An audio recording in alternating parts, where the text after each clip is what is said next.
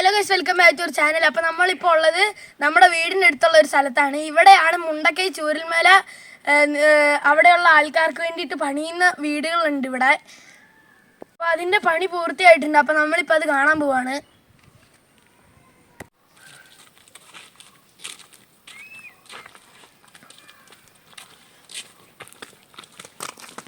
അപ്പോൾ ഇതാണ്, ഈ ചേട്ടന്മാരാണ് ഇതിനെക്കുറിച്ചെല്ലാം മേൽനോട്ടം വഹിക്കുന്നത്.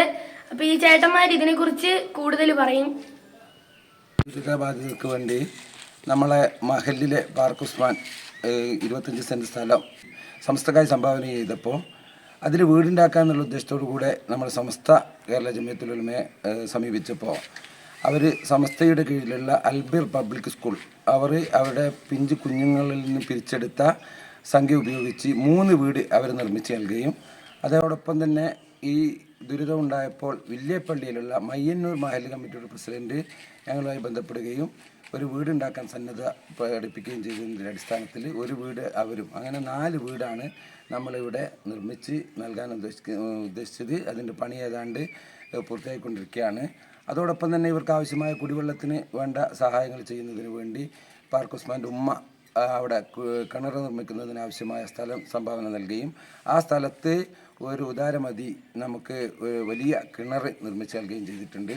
അതിൻ്റെ പണി ഏതാണ്ട് പൂർത്തിയായി കഴിഞ്ഞിട്ടുണ്ട്. ഒരു ചെറിയ ഭാഗം മാത്രമേ ബാക്കിയുള്ളൂ.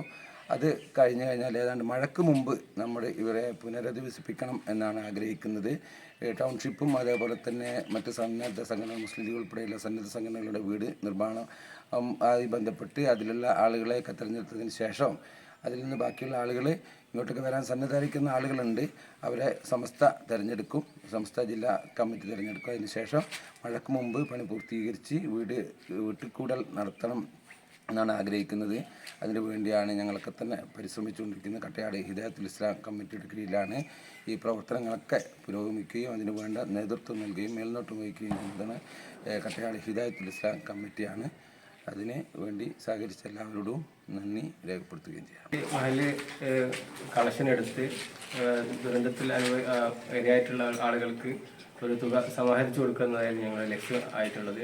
ആ സമയത്താണ് നമ്മുടെ പള്ളിയിൽ നിന്നും ഈ ഒരു കാര്യം ഓർപ്പിച്ചപ്പോൾ ഞങ്ങളുടെ പ്രിയപ്പെട്ട ഉസ്മാനിക്ക പിന്നെ ഈ ഒരു ദൗത്യത്തിന് മുന്നോട്ട് വരികയും അതോടൊപ്പം തന്നെ ഈ കാര്യങ്ങൾ ഞങ്ങൾ മറ്റുള്ള ആളുകളോട് പങ്കുവച്ചപ്പോൾ ഉദാര അധികരായിട്ടുള്ള ആളുകൾ ഞങ്ങളെ 100% വരെ തന്നെ എല്ലാവിധ സപ്പോർട്ടും തന്നുകൊണ്ട് ഈ കാര്യം ഏറ്റെടുക്കുകയും ചെയ്തിട്ടുണ്ട്.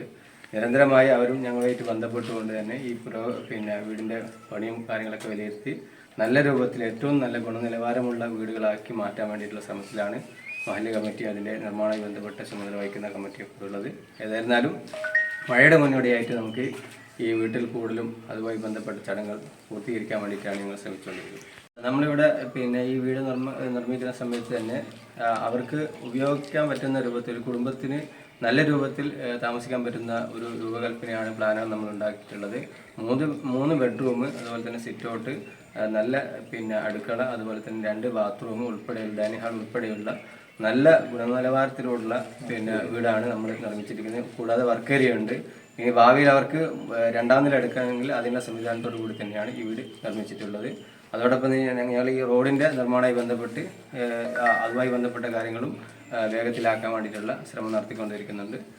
ഇതുമായി മുണ്ടക്കൈ ചുരൽമല തുറന്നതുമായി ബന്ധപ്പെട്ട് പള്ളിയിൽ നിന്നൊരു കളക്ഷൻ ഉണ്ടായിരുന്നു. അപ്പോൾ ആ സമയത്ത് എൻ്റെ മനസ്സിൽ തോന്നി ആ കളക്ഷൻ എടുക്കുന്ന ആ സംഖ്യ ഇവിടെ തന്നെ ചിലവാക്കാം.